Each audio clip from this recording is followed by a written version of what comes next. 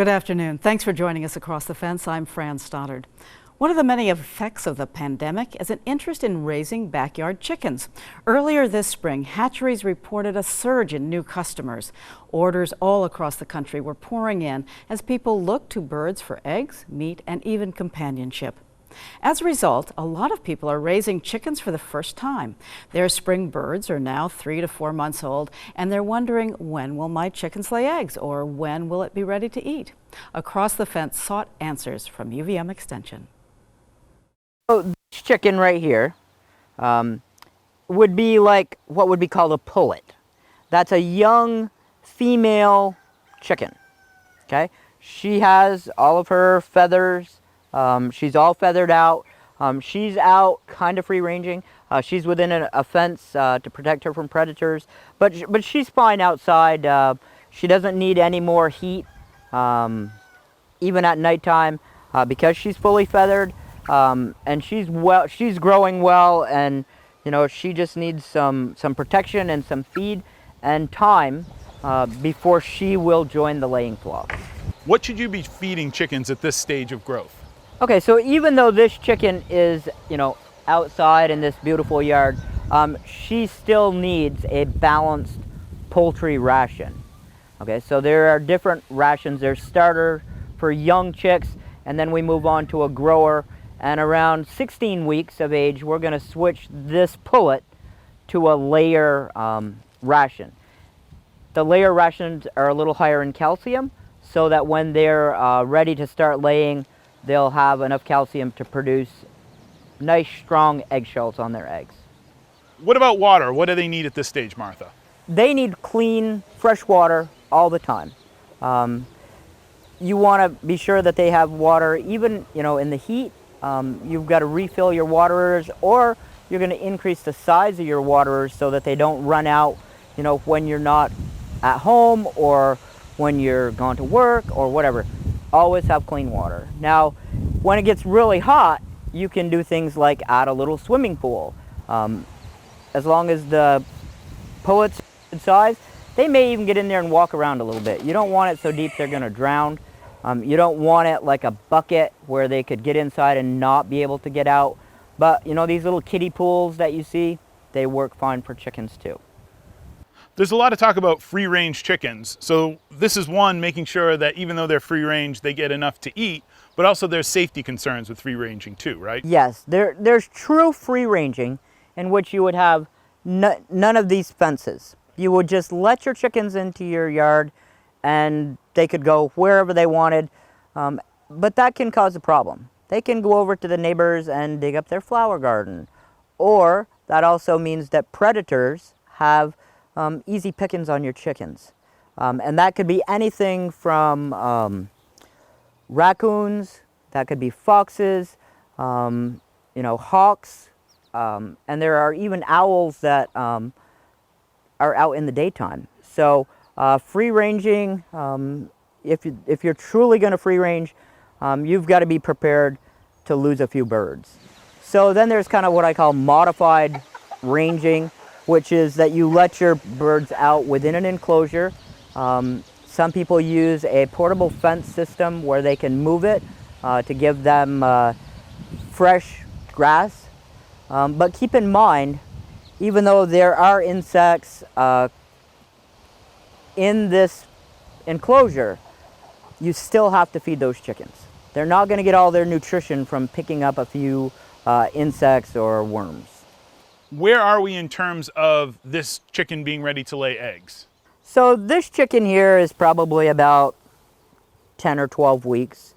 Most breeds will start laying between 20 to 24 weeks. There are some of the smaller breeds that may start laying as early as, you know, 16 or 17 weeks. But most of the heavier breeds like we're seeing here today, those are going to be well over 20 weeks before they start laying. So that may put you well into the fall, depending when you started your chicks. And then you need to keep in mind that to be good productive layers, chickens need at least 16 hours of daylight. So that may mean supplementing light in the coop come fall. So we're still a little ways away from laying We've got our chickens ranging, they're eating insects, you still need to feed them. We're making sure we're keeping up with the water. What are any other care tips that we should be thinking about at this time? This year we're seeing a huge problem with raccoons. So what I recommend is that you lock your chickens in your coop at night and that the coop be secure. So if you've got a portable chicken tractor, that means that you need either a electric fence around that at night, or you need to have wire buried in the ground so that the raccoons can't just dig under the edge of your coop and go in and kill your chickens. You know, take a look around your coop and secure it. There are other predators, but raccoons seem right now to be the worst. Let's just recap. Give me the top 3 things we need to know at this stage when the chicken is, you said 24 weeks? Right, so you're gonna wanna get her, you've invested a lot of money in this bird already. You know, you've purchased a chick or a started pullet, so now it's about providing her what she needs to grow to get her to lay eggs. So, you know, plenty of fresh water, good balanced diet.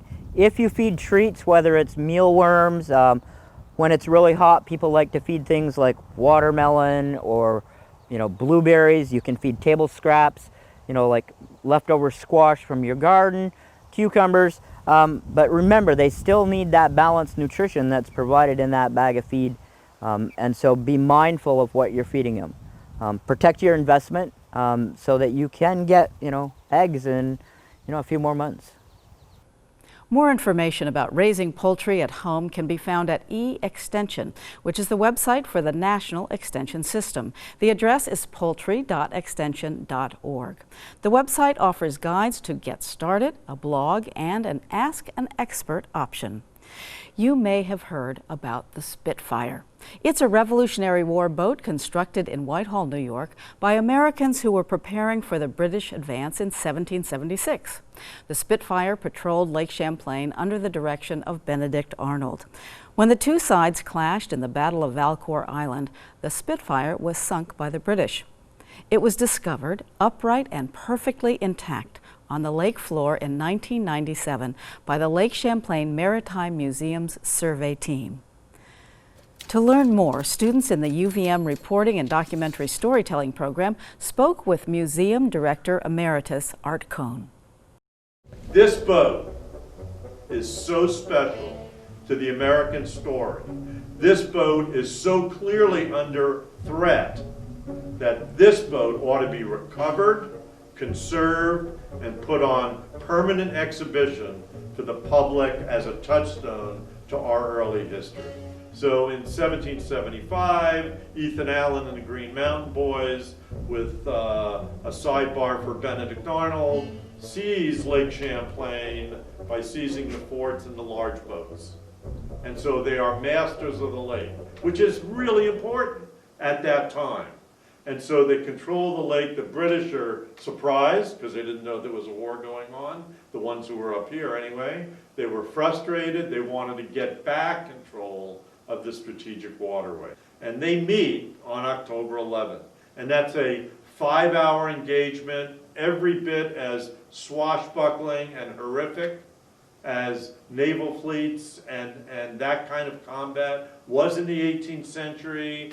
Cannon fire, splinters, men ripped apart and killed, big casualties on the American side. 10% of the crew is killed and wounded.